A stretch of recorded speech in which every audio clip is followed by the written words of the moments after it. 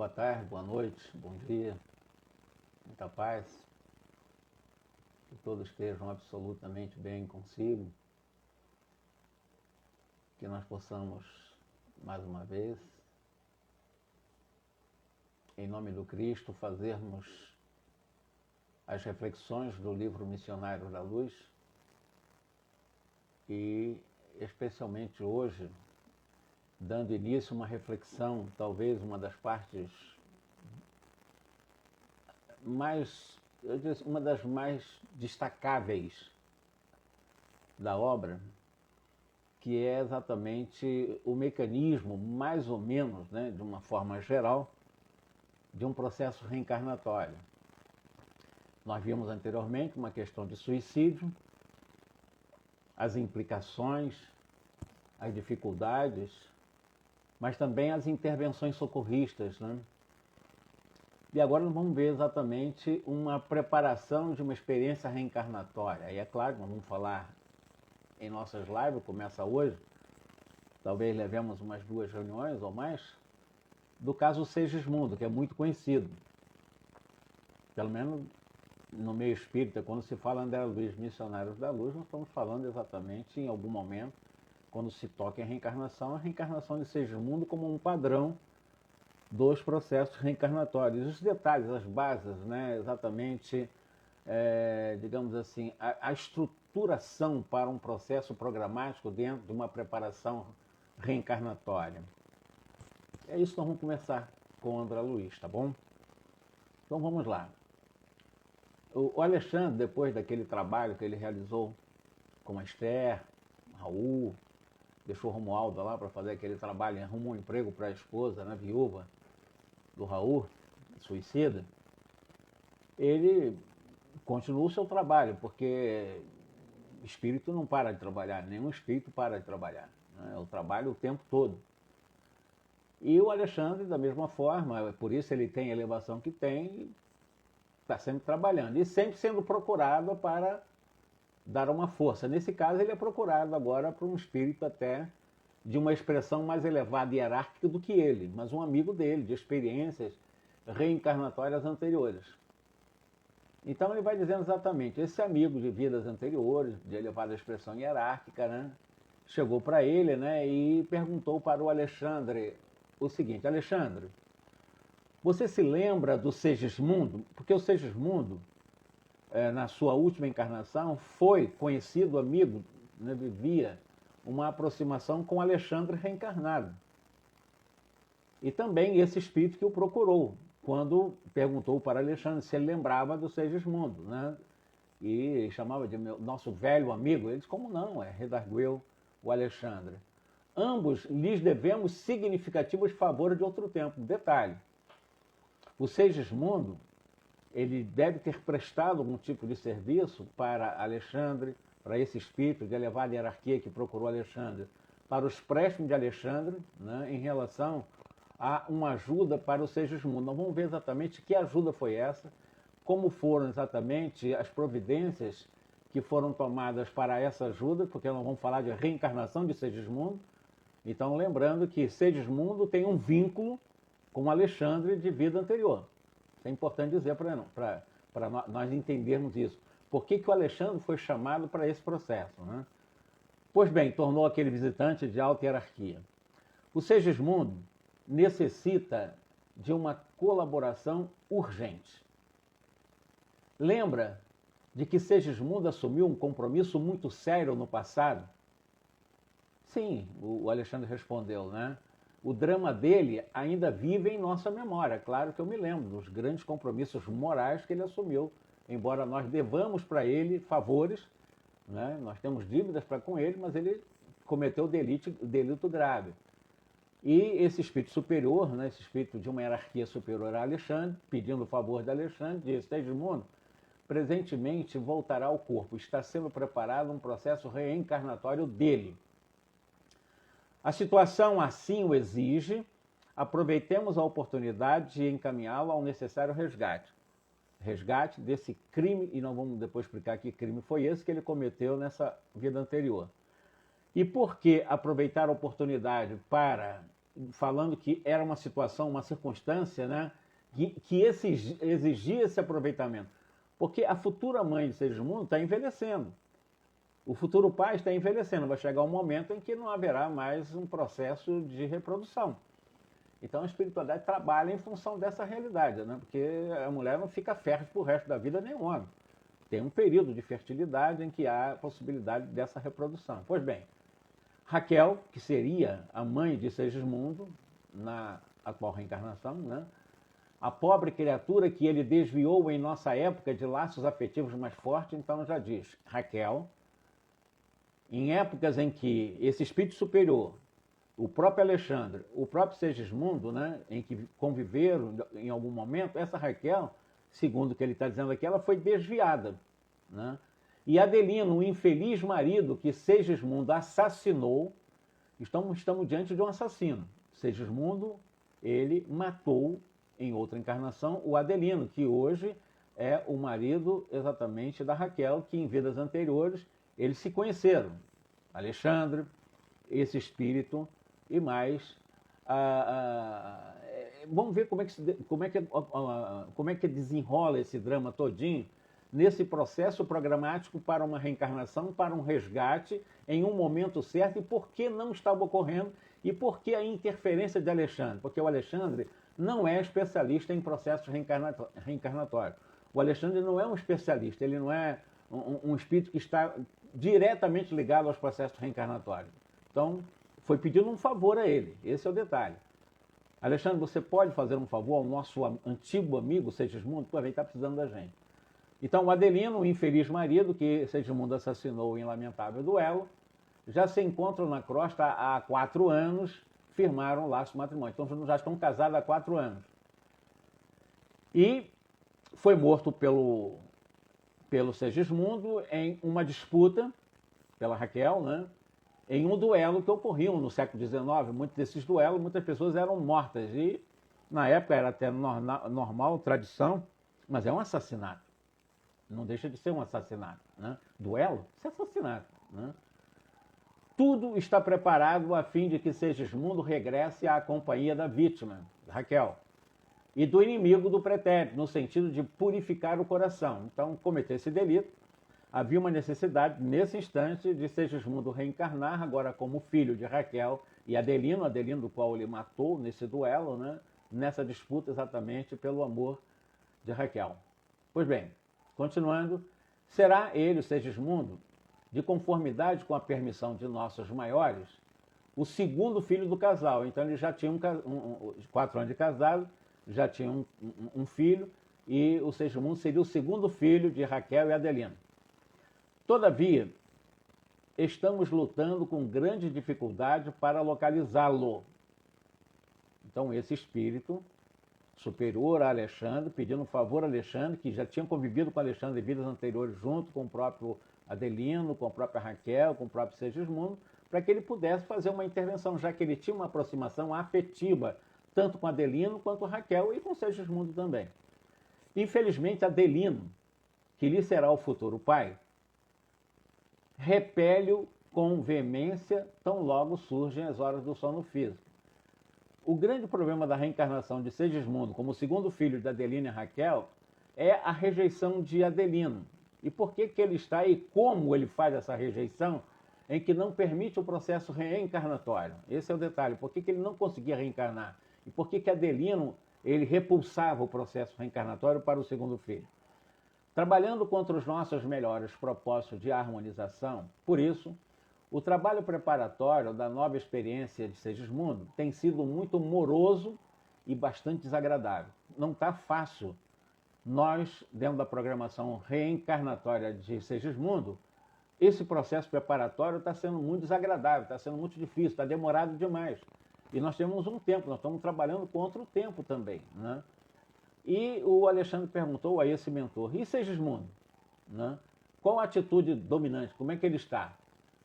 Esse espírito superior, Alexandre, que pediu favor a Alexandre, que foi amigo de Alexandre nessa vida com Segismundo, Raquel e Adelino, chama-se Herculano. Então o Herculano, esse mensageiro que nos visitava, informou com fraternal interesse. A princípio, animava-se da melhor esperança. Então, num primeiro momento, quando disseram, Segismundo, você vai reencarnar para um processo de resgate desse crime, desse assassinato que você cometeu em tal período, né? E o seu pai será exatamente aquela sua vítima, Adelino, que hoje, casado com Raquel, já tem um filho, você será o segundo filho. Ele ficou entusiasmado, mas a dificuldade do processo para a reencarnação que começa na concepção. Todo o processo reencarnatório começa exatamente quando um espermatozoide, né, e o óvulo feminino fundem-se e formam um zigoto, formam um ovo, né, a partir daí desenvolve a formação do embrião do feto e até o renascimento do espírito. Mas para isso é preciso existir energias favoráveis também. A mãe ajuda muito, mas o pai também ajuda bastante, porque se o pai não tiver elementos, vamos chamar assim, a estrutura do conjunto espermático que esteja com capacidade energética para a reprodução, se não tiver, não haverá reprodução. Então é preciso ter quantidade mínima, capacidade energética dessas mesmos espermatozoides com uma capacidade de magnetismo X para que possa haver reprodução. Isso não é só no caso de Adelino, mas esse caso está específico em função dessa repulsa do futuro pai de Segismundo, que ele não estava aceitando essa aproximação. Mas vamos conversando sobre isso. Agora, porém, que o rival antigo lhe oferece pensamentos de ódio, de ciúme, esquecendo compromissos assumidos em nossa esfera de ação. Então, o Adelino, que será o futuro pai de Segismundo como segundo filho do casal, na realidade ele anda com pensamento de ciúme, né, de ódio ainda pelo assassinato, ele morreu com um tiro no peito, e evidentemente tudo isso estava trazendo, em termos de uma conjuntura magnética ou energética, situação desfavorável para a formação ou para que os espermatozoides estivessem em condições de vitalidade para a reprodução, pela própria rejeição do pai. Então, o pai rejeitando, ele não produzia elementos de fertilização necessários para uma reprodução. É isso que está dizendo aqui, mas por causa desse ódio. Agora, só tem que o Adelino, ele esqueceu esse compromisso, porque ele assumiu o compromisso de ser pai de Segismundo. Antes de reencarnar, reformar no casamento com a Raquel, ele prometeu para a espiritualidade que ele seria exatamente também o pai de Segismundo. Há uma promessa aí que não está sendo cumprida. Sente-se novamente desventurado e sem forças para reparar o mal. Então ele prometeu antes da reencarnação, reencarna com ódio agora, com ciúme, não está ajudando em nada o processo reencarnatório, sentindo-se infeliz, né? E sem forças para ajudar o processo, né? De outras vezes, enche-lhe a tristeza de profunda revolta e nesse estado negativo subtrai-se a nossa cooperação eficiente. Creio que você poderá ajudar-nos, Alexandre, nesse difícil processo de reencarnação. Lembro-me de que você era amigo de tanto de Segismundo como também de Adelino. Segismundo também está numa situação complicada, né? Quem sabe se a sua intervenção afetuosa conseguiria convencer Adelino, pelo menos. Porque o Segismundo estava entusiasmado para o processo reencarnatório. Ele ainda está no além, ele ia reencarnar. E o Adelino reencarnado estava fugindo do compromisso. E, Alexandre, por favor, aproxime-se do Adelino, vê o que você pode fazer. Quem sabe, né, com a sua intervenção afetuosa, você consiga convencer o Adelino a sair desse ódio, desse ciúme, e ele realmente colabore e não intoxique, né, os seus espermatozoides para um processo reprodutivo. Conte comigo, disse o Alexandre. Farei o quanto estiver em minha possibilidade, para não se perca o ensejo dessa vista, porque na realidade a reencarnação de Segismundo é muito importante nesse momento. Tanto para o resgate dele, como também para a reparação junto ao próprio Adelino, a sua vítima. Na próxima semana, disse o Alexandre, estarei a seu lado para conversar espiritualmente com Adelino e tentar solucionar o problema de reaproximação dos dois. Estejamos confiantes no auxílio divino. O Herculano agradeceu, despediu-se, né? E a sós com Alexandre, o André Luiz começou a fazer algumas meditações, e nessa meditação ele falou sobre a possibilidade de também contribuir. O que o André Luiz poderia ajudar nesse momento da intervenção de Alexandre junto a Adelino para a reencarnação de Segismundo? O que eu posso ajudar? Eu não conheço nada disso. O Alexandre também não era um especialista, mas o Alexandre já tinha uma boa estrada caminhada também nessa área de auxílio, de socorro às pessoas, aos espíritos. E o Alexandre aceitou a ideia, né? André, nunca tiveram a oportunidade de acompanhar de perto um processo de reencarnação. Estudando os ascendentes espirituais nas questões da embriologia, Alexandre disse que o pedido de Herculano vem focalizar um dos mais importantes problemas da felicidade humana, o da aproximação fraternal, do perdão recíproco, da semeadura do amor através da lei da reencarnação. Olha só como é que a lei da reencarnação é importante, ele coloca, inclusive, esse tema como sendo um dos mais importantes dos problemas da felicidade humana, considerando pela reencarnação a aproximação fraternal de ex-inimigos, a possibilidade do exercício do perdão recíproco, da semeadura do amor através desse mecanismo extraordinário que é a reencarnação. Alexandre meditou alguns minutos, alguns momentos e continuou. O caso é típico. O drama de Segismundo é demasiadamente complexo para ser comentado em poucas palavras. Basta, todavia, recordar que ele, Adelino e Raquel são os protagonistas culminantes de dolorosa tragédia ocorrida ao tempo de minha última experiência física pela crosta. Então ele está contando, o Alexandre, que na última encarnação dele também fazia parte desse círculo de amizade de Adelino, de Raquel e também de Segismundo. Além do Herculano, que foi fazer esse pedido, mas Herculano é um espírito bem superior. Após uma paixão desvairada, Adelino ele foi vítima de homicídio. Segismundo ele foi o criminoso. E Raquel se tornou prostituta. Então vejam, situações complicadas. Uma paixão desvairada, Adelino foi morto. Segismundo, o assassino. Raquel, a disputada, acabou indo para a prostituição. Ela foi para o prostíbulo. Desencarnaram, cada um por sua vez, sob intensa vibração de ódio, desesperação, padecendo vários anos nas zonas inferiores. Mais tarde, por intercessão de amigos redimidos, os antigos cônjuges obtiveram a volta do corpo físico a fim de santificarem os laços sentimentais e se reaproximarem dos antigos adversários. Mas, como acontece quase sempre, os heróis na promessa fraquejam na realização, porque se apegam muito mais aos próprios desejos que à compreensão da vontade divina. De posse dos bens da vida física, nega-se Adelino a perdoar, recapitulando erradamente as lições do passado.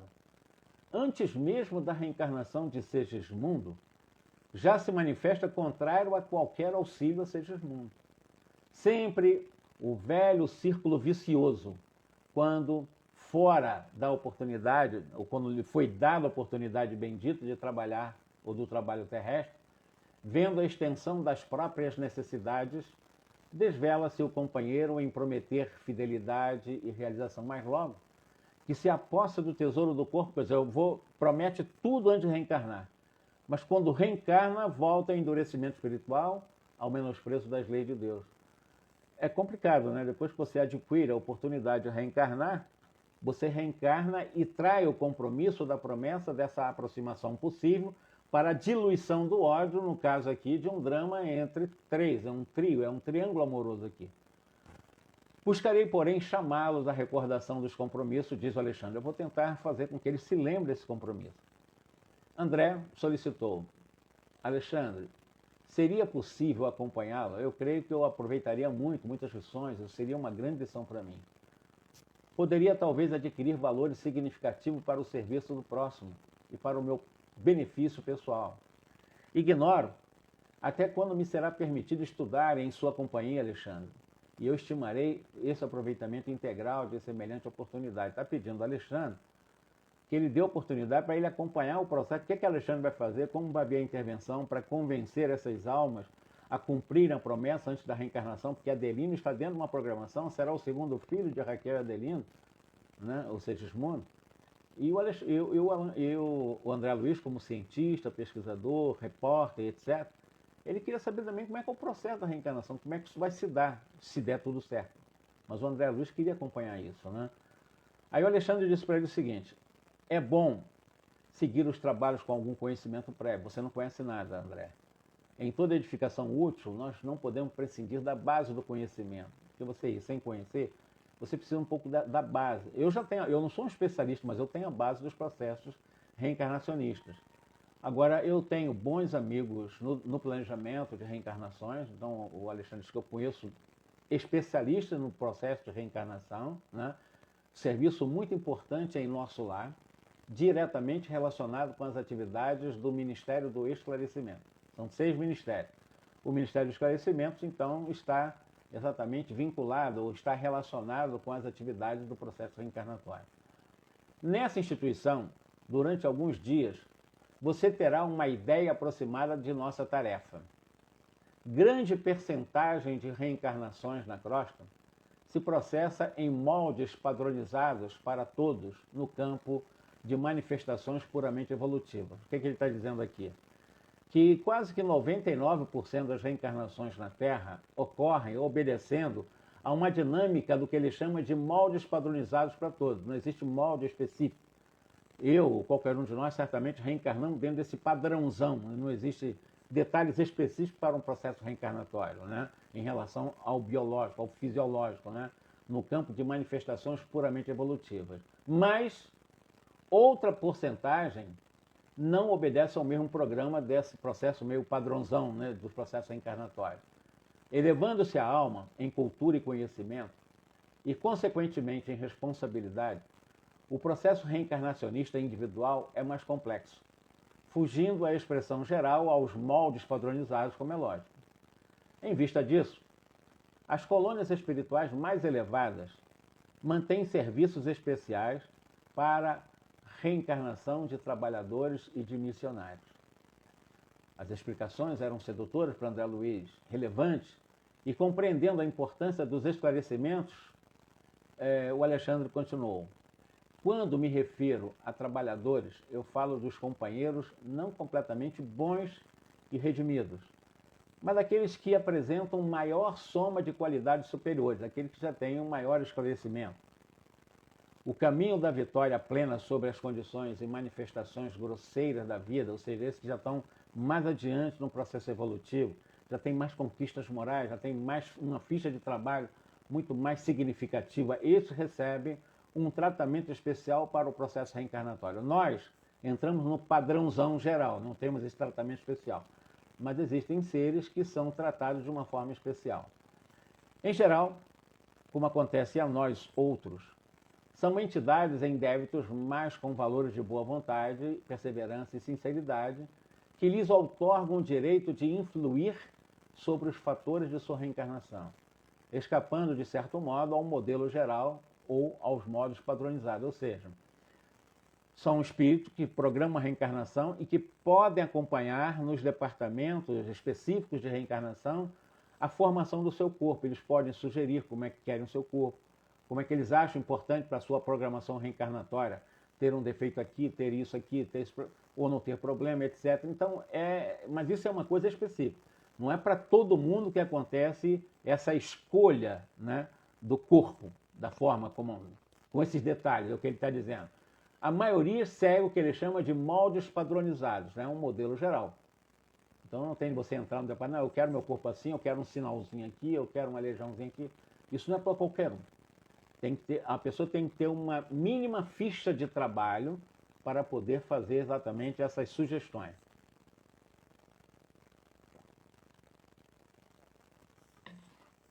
Aí vai. Claro que nem sempre tais alterações se verificam em condições agradáveis para a experiência futura. Os serviços de retificação representam tarefas assombrosas. O problema da queda é também uma questão de aprendizado e o mal indica posição de desequilíbrio exigindo uma restauração e de corrigendo. A evolução confere-nos poder, mas gastamos muito tempo aprendendo a utilizar esse poder harmonicamente. A racionalidade oferece campo seguro aos nossos conhecimentos. Entretanto, André, quase todos nós, trabalhadores da Terra, nos demoramos séculos nos serviços de iluminação íntima. Porque não basta adquirir ideias e possibilidades. é preciso ser responsável e nem é justo tenhamos tão somente a informação do raciocínio, mas também a luz do amor. Daí, as lutas sucessivas em continuadas reencarnações da alma. Aí o André realmente faz essa afirmação e o Alexandre confirma. Sim, nós temos necessidade da luta que corrige, renova, restaura, aperfeiçoa sempre. E a reencarnação é um meio, a educação divina é o fim. Ou seja, a reencarnação é um convite para o processo da educação da nossa consciência. A reencarnação é um convite para que nós possamos ampliar em nós na investigação das leis que trazemos na consciência, a fim de que, através da reencarnação, por isso a reencarnação é um meio para chegarmos à autoeducação como um processo de finalidade. A reencarnação tem como finalidade a educação do divino que nós somos, a luz que nós já somos em essência. Então a reencarnação é um convite para o alto amor. Por isso mesmo, a par de milhões de semelhantes nossos que evoluem, existem milhões que se reeducam em determinados setores do sentimento. Porquanto, se já possuem certos valores da vida, faltam-lhes outros não menos importantes. E Alexandre voltou a dizer, embora na condição de médico do mundo, acredito que você, André, não tenha sido completamente estranho aos estudos evangélicos. Sim, retrucou André, né? Eu tenho as minhas recordações nesse sentido. Pois bem, disse o Alexandre para ele, o próprio Jesus nos deixou um material de pensamentos para o assunto em exame, quando nos asseverou que se a nossa mão ou nossos olhos fossem motivo de escândalo, deveríamos ser cortados ao penetrarmos no templo da vida. Compete-nos transferir a imagem literal para a interpretação simples do espírito. Se já falimos muitas vezes em experiências, por exemplo, da autoridade, da riqueza, da beleza física, da inteligência, não seria lógico, segundo Alexandre para André Luiz, receber idêntica oportunidade nos trabalhos retificadores, considerando que eu joguei no lixo a oportunidade da autoridade, da riqueza, da beleza física, da própria inteligência. Portanto, não teria nenhum tipo de sentido, nenhuma lógica receber oportunidade idêntica, né, em trabalho de retificação. E o André compreendeu claramente, né, onde Alexandre pretendia chegar com essa colocação. E, dentro desses seus esclarecimentos, é para a regulamentação de semelhantes serviços que funcionam em nossa colônia espiritual, por exemplo, o planejamento de reencarnações, onde você terá a ocasião de recolher ensinamentos preciosíssimos e, atendendo às necessidades, como pai afetuoso de André, apresentou o instrutor no dia imediato à imponente instituição. Ou seja, atendendo essas necessidades de aprendiz, né, como um verdadeiro pai de André Luiz, que o Alexandre estava exercendo essa função, ele apresentou aquele que daria aula para o André Luiz receber aula, para poder acompanhar Alexandre no processo reencarnatório de Segismundo, para que o André Luiz fosse com o mínimo de conhecimento do processo reencarnatório. E nesse momento foi apresentado ao André Luiz esse instrutor, né, dessa, o que ele chama de imponente instituição. Constituía-se o movimentado centro de serviço de vários prédios e numerosas instalações, que é o núcleo destinado aos processos reencarnatórios. Árvores acolhedoras enfileiravam-se através de extensos jardins, imprimindo encantador aspecto à paisagem. Ele está fazendo uma análise do cenário externo. André reconheceu logo que o Instituto se caracterizava por grande movimento. Então ele percebia que havia muito movimento de espíritos nesse departamento de reencarnação. Entidades isoladas ou em pequenos grupos iam, vinham, estampando o que ele diz de atencioso interesse na expressão fisionômica, pareciam sumamente despreocupadas de nossa presença ali, não estavam nem aí com a presença de Alexandre e André Luiz e esse instrutor, porque quando passavam sozinhas ao nosso lado, engolfadas em profundos pensamentos, iam em grupos afetuosos, alimentando discretas conversações. Muitos desses irmãos que passavam empunham reduzido rolos de substância semelhante ao pergaminho. Então ele observou que eles conversavam muito, iam para lá e para cá, um movimento muito grande, um movimento de pessoas, de espíritos, nesse instituto. Grande, né? Ele chamou de portentoso, né? Um monumental prédio, e vários núcleos, né? Vários edifícios. Mas ele percebeu que desses grupos que passavam conversando lá naquela região, ou naquele setor de reencarnação, eles passavam conduzindo o que ele chama de rolo de substância semelhante ao pergaminho daqui da Terra, né? E Alexandre explicou para o André Luiz: as entidades são trabalhadores daqui, interessados em reencarnações próximas, ou seja, são entidades que estão trabalhando em nosso lar e que estão interessados em um processo reencarnatório, como aconteceu com Laura e aconteceu com outros espíritos em nosso lar, e nós conhecemos o caso de Laura, né? Que ela, inclusive, foi submetida a um processo de regressão da memória junto com seu marido, para que pudesse ela estabelecer um roteiro programático para que houvesse um processo de ressarcimento com suas dívidas com a Terra. Então ela passou com especialistas de magnetização para que houvesse esse processo de relembrança dos males que fez para poder programar a reencarnação. E esse departamento tem disso também, além dos mapas dos futuros corpos, né? Nem todos estão diretamente ligados ao semelhante propósito, porque grande parte está em trabalho de intercessão, obtendo favores dessa natureza para amigos íntimos. Então tem aqueles que acompanham, aqueles que estão trazendo um mapa de seu futuro corpo, em que eles podem opinar: eu quero isso, eu posso fazer aquilo, mas não é qualquer espírito que pode fazer isso. Tu tem que ter uma ficha boa de trabalho para fazer essas escolhas, né? E outros também que estão com esses pergaminhos, que não são necessariamente os reencarnantes, mas estão fazendo um processo de intervenção. Estão ali, né, como orientadores de futuros reencarnados, amigos ligados a ele, e eles vão lá: faça isso, mas para outro, não estão fazendo para ele. Então ele está dizendo exatamente isso. Os rolos brancos que conduzem são pequenos mapas de formas orgânicas, elaboradas por orientadores do nosso plano, todos eles especializados em conhecimentos biológicos da existência terrena. Conforme o grau de adiantamento do futuro reencarnante e de acordo com o serviço que lhe é designado no corpo carnal, é necessário estabelecer planos adequados aos fins essenciais. André acabou perguntando, né? E como é que funciona dentro desses mapas pré-estabelecidos para a formação de corpo? Como é que nós podemos tratar a questão da hereditariedade fisiológica? Porque existe um mapa que eles trazem no pergaminhos, né? E esse mapa, evidentemente, será um molde perfeito de um futuro corpo, de uma futura estrutura fisiológica. E o André Luiz ficou, dentro da sua visão científica, né? E ele conhecia a questão da hereditariedade. Como é que poderia ser tratada essa lei? Porque a lei da hereditariedade é uma lei biológica, é uma lei que nós sabemos que é real. E o André Luiz perguntou como é que funcionaria, então, já que há um mapa, e a hereditariedade? Como é que vai funcionar isso? Vamos ver como é que isso funciona. Funciona com inalienável domínio sobre todos os seres em evolução. Mas a lei da hereditariedade sofre naturalmente a influência de todos aqueles que alcançam qualidades superiores ao ambiente geral. Então, espíritos que já têm uma ficha de trabalho, já estão razoavelmente num processo de evolução mais adiantado, eles interferem, inclusive, na estrutura da própria lei da hereditariedade em seus futuros corpos.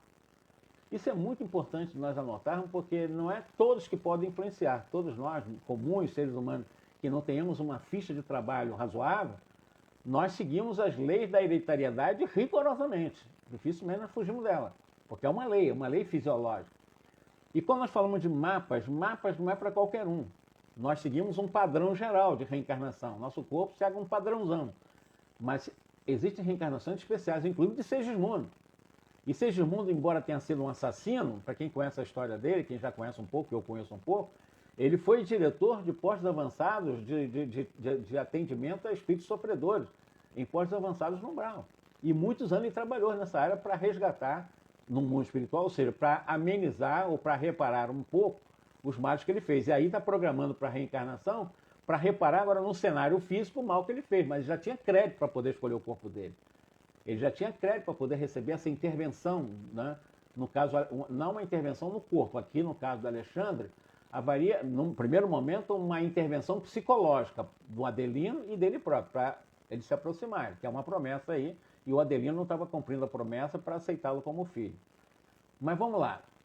Além do mais, quando o interessado em experiências novas no plano da crosta, ou seja, quando aquele que quer reencarnar é merecedor de serviços intercessórios, as forças mais elevadas podem imprimir certas modificações à matéria, desde as atividades embriológicas, determinando alterações favoráveis ao trabalho de redenção, ou seja, se, no caso aqui, num processo intercessório, essas forças mais elevadas podem imprimir modificações, alterações, intervenções diretas na lei da hereditariedade, sempre considerando nessa atividade embriológica o que está sendo determinado que seja favorável a esse espírito reencarnante, ajudando a ele, inclusive, né, para que ele possa vencer, porque ele já tem uma ficha boa de trabalho, então ele também tem um tratamento especial. Isso é natural, ele não é um privilegiado.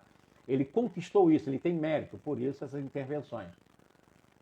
Chegaram num ambiente, chegaram num dos gabinetes extensos do edifício principal, aonde um dos numerosos amigos de Alexandre veio atender-nos atenciosamente.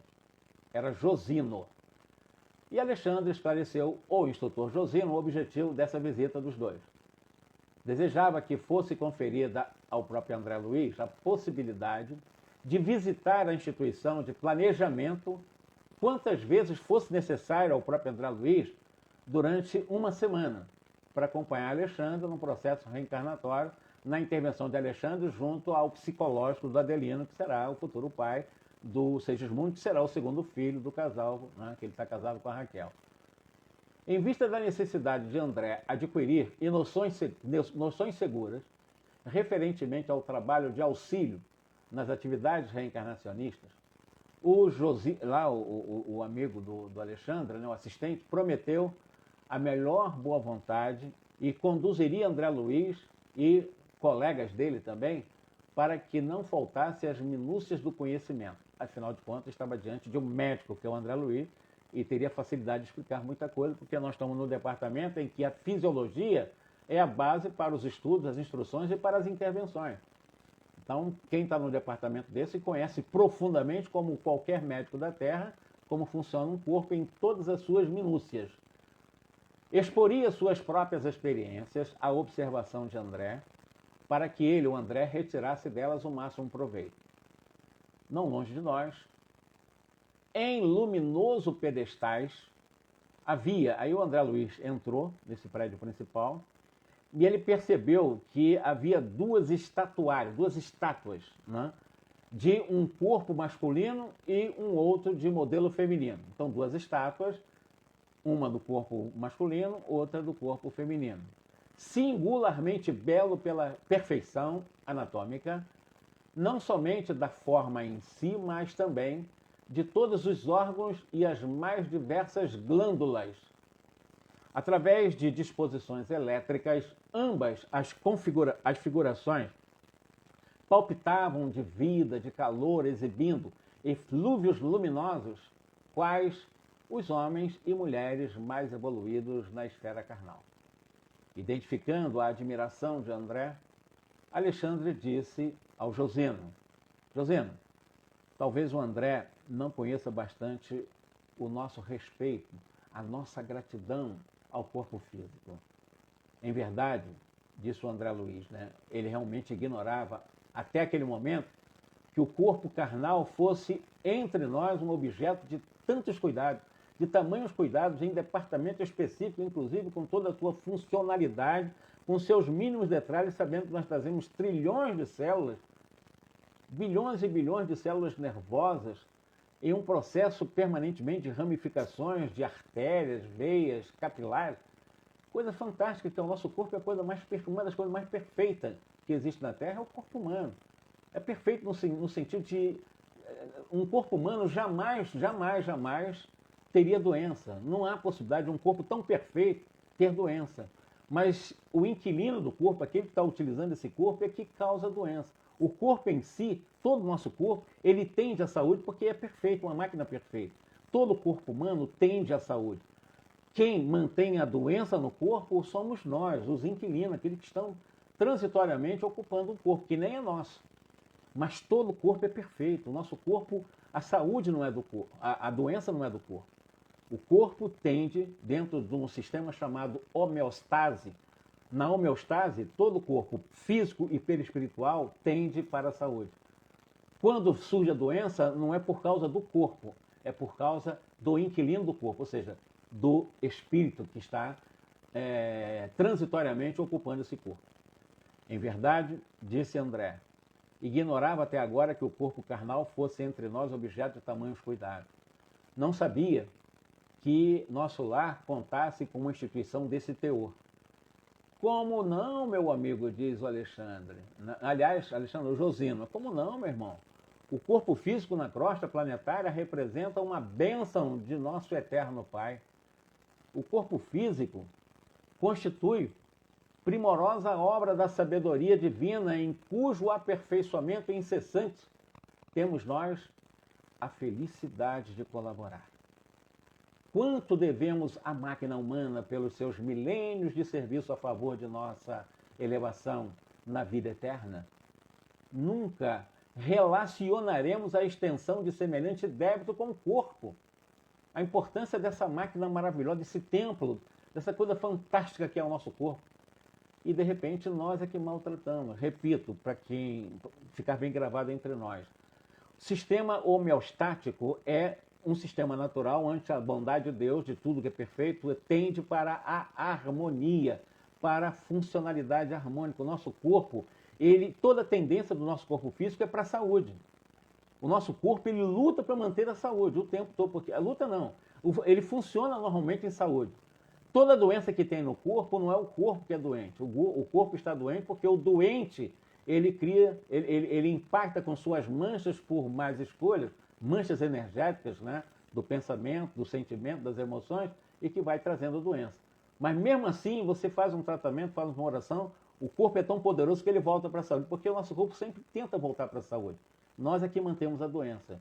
Dito isto como um adendo, e fixando os modelos que provocam ou que provocavam a sombra André Luiz, ele acentuou, Josino, todo o nosso zelo, nosso cuidado no serviço de reencarnação permanece muito aquém do quanto deveríamos realizar em benefício do aprimoramento da máquina física, do corpo físico, a importância que devemos dar para esse corpo maravilhoso que é o nosso corpo físico. É uma máquina fantástica, como eu disse, é coisa mágica o nosso corpo físico. Todas as capacidades que temos. Agora, claro, os corpos que têm os seus defeitos, os seus limites, não é o corpo, a culpa não é do corpo. É uma coisa estranha, né? Mas, na realidade, é estranho que eu digo assim, porque todo o corpo é perfeito, é uma máquina de Deus, uma coisa perfeita. Todo o corpo funcionaria de forma absolutamente perfeita e jamais teria doença, dentro de um princípio de harmonia da homeostase. Mas acontece que o inquilino desse corpo traz doença da mente, pelo comportamento, pelas escolhas erradas. Temos um Segismundo que, nós vamos ver isso também na próxima reunião, que ele, por ser um assassino, e matou alguém e atirou no coração, por um processo de lei de causa e efeito, que não é lei de talião, é uma lei de misericórdia, é uma lei moral profundamente justa, em algum momento ele lesou o coração de alguém. Então ele vai trazer, e nós vamos ver isso, eu vou explicar isso na próxima, na reunião nossa, ele vai trazer uma problemática nessa área porque ele desconsiderou a importância do coração de alguém. Então ele vai trazer alguns problemas nessa área. E nesse momento haverá alguma escolha, nós vamos ver isso mais adiante. Eu estou só adiantando o que vai acontecer nessa escolha do corpo futuro de Segismundo. Né? Não é a lei de talião, mas é porque se você realmente mata alguém, você destrói o coração de alguém, você vai ter que passar por aquilo, se sentir o seu coração também destroçado, para saber que o que você fez com os outros não deve fazer com ninguém. Aí você vai sentir na pele o que fez com o outro. Mas isso não é lei de talião. É uma lei de causa e efeito, em que, pela misericórdia de Deus, nós esquecemos o que fizemos no passado e podemos superar isso de uma forma harmônica, né? De uma forma resignada, né? De uma forma humilde, para poder superar. Porque não existe doença nenhuma, zero doença na Terra, que não tenha uma causa no próprio doente. Não existe, é impossível. Impossível existir doença no corpo físico cuja causa não seja o próprio doente. Não tem outra. Não adianta a gente atribuir, é contágio, é vírus, é isso. Não. Toda doença, a matriz é o doente. Isso para todos os seres humanos. Embora hesitante, André perguntou, todos os núcleos de espiritualidade superior mantêm círculos de trabalho dessa natureza em um processo de um sistema complexo de reencarnação? E o Alexandre explicou. Nem foi o Josias, porque o Josias era um instrutor ali, é um trabalhador do complexo de reencarnação, complexo de instituições reencarnatórias. E o Alexandre, nesse caso, ele interferiu, olha, em todas as colônias de expressão elevada, essas tarefas são desempenhadas com infinito carinho. O auxílio à reencarnação de companheiros nossos traduz o nosso reconhecimento ao aparelho físico que nos tem proporcionado tantos benefícios através dos tempos. André recordou, porém, que o seu pai terrestre, um dia, voltou para a Terra, voltara à experiência carnal, procedendo das zonas francamente inferiores, e perguntou ao Alexandre, e aqueles que regressam pelo processo reencarnatório à crosta terrestre, partindo das regiões mais baixas, terão esse mesmo generoso auxílio? Não estão falando de um Segismundo, sendo bem tratado, existe um departamento, mas o pai de André Luiz, será que teve esse departamento? Eu disse, para ter esse tratamento, a pessoa tem que ter uma ficha de trabalho razoável, para que haja um tratamento especial no processo reencarnatório. Senão, vai no padrãozão, vai num padrão geralzão não mesmo, não tem esse negócio desses detalhinhos não. É mais ou menos que entrou o pai de André Luiz, né?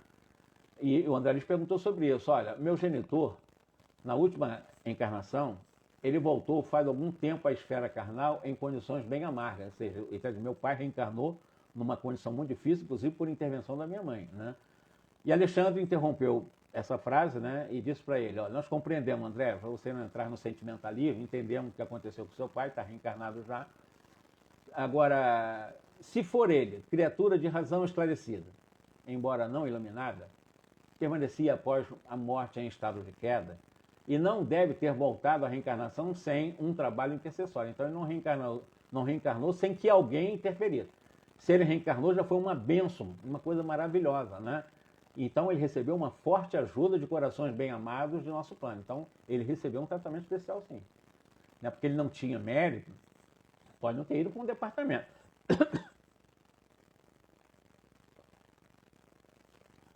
Mas o detalhe é que o pai de André Luiz reencarnou graças à intervenção da esposa dele, né? Que, por sinal, ela inclusive reencarnaria, está lá em nosso lar. Ela, né, a mãe de André Luiz, muito elevada em relação a eles, ela inclusive programou a reencarnação do marido com um processo quase que coercitivo, né, e receberia como filha, né, as duas, digamos assim, as duas perseguidoras, as duas algozes dele, né, as duas prostitutas, que desviaram praticamente a vida de casado dele, como era casado na época em que era pai de André Luiz.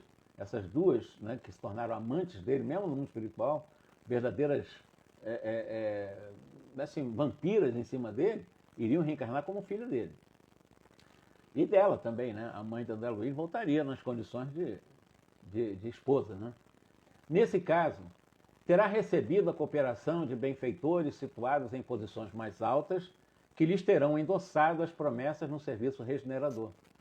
Se ele foi, porém, criatura em esforço puramente evolutivo, circunstância essa na qual não teria regressado em condições amargurosas, contou ele naturalmente com o abençoado concurso dos trabalhadores espirituais, que velam na crosta pela execução dos trabalhos reencarnacionistas em processos naturais. Ou seja, se alguém chega no mundo espiritual com uma ficha boa de trabalho, você apresenta valores morais, então você pode sim combinar, você pode sim entrar em contato com os especialistas e você realmente colocar-se à disposição se for necessário ou um processo reencarnatório. Normalmente o intervalo de uma reencarnação para outra não é de imediato, é muito raro os casos de uma reencarnação imediata. Existem, mas são raros, são exceções. As reencarnações não se dão imediatamente.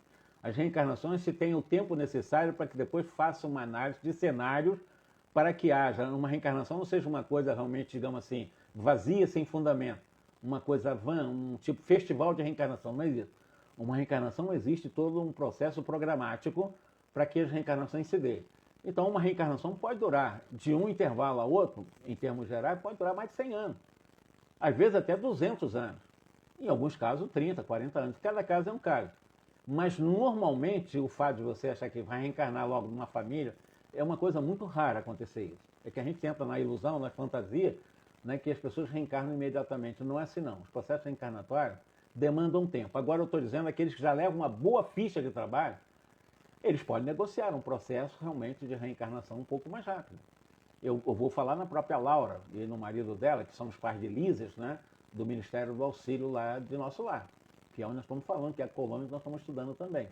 Eles conseguiram, levaram um tempo razoável, talvez uns 40, 50 anos lá, né? E depois de 50 anos desencarnados, reencarnaram numa programação muito, muito bonita, inclusive entre eles. Então, normalmente, o intervalo entre uma encarnação e outra varia, né? É claro que varia de um caso para outro, mas pode variar de 50, 60 anos, né, até 170, 200 anos. Eu estou falando porque vai depender em que geração e quais as ligações em que as pessoas poderão ter dentro dessa programação. Eu estou fazendo especulações, eu estou dizendo porque de tudo que eu li, realmente não diz que as reencarnações são imediatas. Não é assim. Acontecem em casos, mas não é uma regra. A realidade, essa não é uma regra. Eu gostaria de tocar mais nesse assunto sobre a reencarnação, inclusive entrando nesses detalhes, para que nós possamos aprender um pouquinho mais, porque a gente entra na ilusão, né? Desencarnou amanhã meu irmão, amanhã meu pai está reencarnado e tal. As coisas não acontecem bem como a gente acha, não. Existe uma programação, existe uma lógica, existe uma lei. Muitas dessas leis nós desconhecemos, mas o detalhe, voltando, se eu desencarno com uma ficha de trabalho razoável, já com boa capacidade intelectual e moral, eu posso sim, de alguma forma, estabelecer em algum momento um prazo razoável, já tenho uma consciência mais ampla. Eu acho que eu reencarnaria em tal momento, seria importante para mim, para eu poder realmente ir ressarcindo, né, os meus débitos com a Terra e tal, e a espiritualidade vai analisar esse meu pedido e, evidentemente, pode ser que seja aprovado. Porque, repito, os processos reencarnatórios não é festival, né? Não, vou reencarnar, desencarnar, vou reencarnar. Não é assim não, não é bagunçado não. Claro que não é, óbvio que não é, né? Mas então tá, quarta-feira que vem, vamos dar continuidade. O assunto realmente ele é muito palpitante, requer realmente muitas reflexões. Reencarnação é o tema fundamental para entendermos o Espiritismo. Sem reencarnação, inexistiria Espiritismo, porque todas as bases dos conceitos espíritas têm como a reencarnação o fundamento máximo. Se alguém negasse a reencarnação não é um fenômeno de Deus, todo o Espiritismo ia por água abaixo. Então, os princípios espíritas têm como base exatamente os princípios da reencarnação para entendermos o nosso processo evolutivo. Senão, impossível dizer que o Espiritismo seria até mesmo uma doutrina viável. Então, a reencarnação é a base para nós compreendermos o Espiritismo, sem o qual não entenderíamos nada dos conceitos espíritas. E assim vai. Bom final de semana para todos. Que nosso Senhor Jesus nos abençoe e que na quarta-feira possamos aprofundar um pouco mais nesse tema, trazer mais informações sobre esse tema, ver como é que vai ser mais ou menos tecnicamente o processo da reencarnação de Segismundo. Não sei se ainda vai ser na quarta, que é um tema maior, mas talvez na quarta-feira dê para explicar como é que o Alexandre conseguiu interferir. Lembrando aqui que o Alexandre não é um especialista em reencarnação, mas é um cientista, né? E que ele conseguiu ajudar, inclusive, na escolha do espermatozoide. A gente vai ver isso com detalhe, tá bom? Como é que ele fez isso, por que ele fez isso e como se deu isso, em que momento se deu esse processo, né? Um grande abraço para todos, então, um bom final de semana, uma boa noite, muito obrigado pelo carinho e sempre por esse acolhimento, né, que vocês dão para nós. Um forte abraço.